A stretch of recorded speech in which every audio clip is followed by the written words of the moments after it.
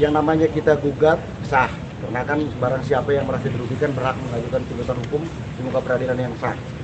Nah, yang mau kami sampaikan dalam gugatan ini adalah pertama, profesi advokat itu profesi yang mulia, officium nobile.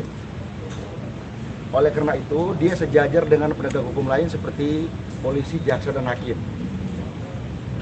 Orang tidak boleh kemudian mempermainkan profesi ini hanya karena ada kepentingan yang sedang diagendakan. Kita bahasakan demikian. Kan menjadi pertanyaan, orang diberi kuasa, sedang mengerjakannya, sangat aktif melakukan usaha-usaha pendampingan dan memberikan nasihat hukum, bantuan hukum, di tengah jalan diputus. Kalau kita periksa di dalam undang-undang kan jelas hubungan hukum antara pemberi kuasa, prinsipal kami ini dengan dengan klien kami, Pak Diolipa, itu kan sifatnya rahasia. Harusnya yang bisa aktif berkomunikasi itu adalah pemberi kuasa Baradae dan Pak Burhanuddin dan Pak Diolipa. Tapi kemudian menjadi aneh karena tiba-tiba ada pernyataan pencabutan kuasa. Kita sangat yakin bahwa ini bukan niat dari Baradae. Kita sangat yakin. Dan ini pasti ada intervensi. Oleh karena itu, yang kami gugat di dalam gugatan ini adalah 3 orang. Pertama, Baradae itu sebagai pemberi kuasa. Yang kedua, pengacara yang menggantikan klien kami. Dan yang ketiga yang kita gugat juga Kapolri.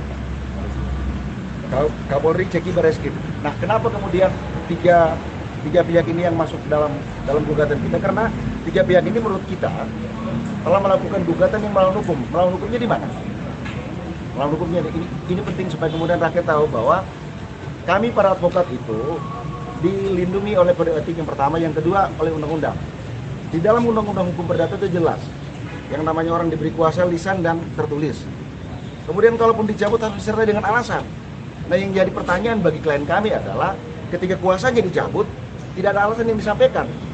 Artinya apa? Orang dirugikan, dan ini jelas sangat merugikan. Penting sekali untuk dicatat bahwa ke depan hal seperti ini tidak boleh terjadi dalam pekerjaan setiap advokat. Karena itu kita sebagai advokat perlu mengatakan bahwa semua advokat harus sepakat dengan gugatan ini, karena tidak boleh sekali-sekali yang namanya orang diberi kuasa tengah jalan sedang bekerja dicabut tanpa alasan. Karena ini profesi penegakan hukum. Kira-kira begitu. Yang dituntut apa sih? Yang kita tuntut pertama adalah yang pertama seperti yang kita sampaikan, pembatalan pencabutan surat kuasa dinyatakan batal. Yang kedua, surat kuasa kepada pengacara yang menggantikan klien kami juga dinyatakan tidak sah karena dimulai dengan sebuah situasi yang cacat hukum. Kalau kita buka di KUH Perdata kan jelas itu. Yang namanya perjanjian, pemberian kuasa itu kan sama dengan perjanjian. Yang namanya perjanjian itu kan pertama sepakat, itikat baik dan tidak bertentangan dengan hukum. Nah, yang menjadi soal adalah kuasa kami dicabut itu kan kondisinya ada cacat hukum. Lalu kuasa diberikan kepada orang lain. Jelas ini salah. Yang ketiga, kita juga menuntut karena ini profesi yang bukan dagang barang ya, tapi profesi ini profesi yang mulia. Oleh karena itu ketika kita dirugikan seperti ini, kita menuntut klien kami Pak Burhan dan Pak Diolipa menuntut untuk ganti rugi dari pemberi kuasa secara tamu renteng dengan 2 tergugat lainnya sebesar 15 miliar rupiah. Kira-kira begitu. Teman-teman yang lain?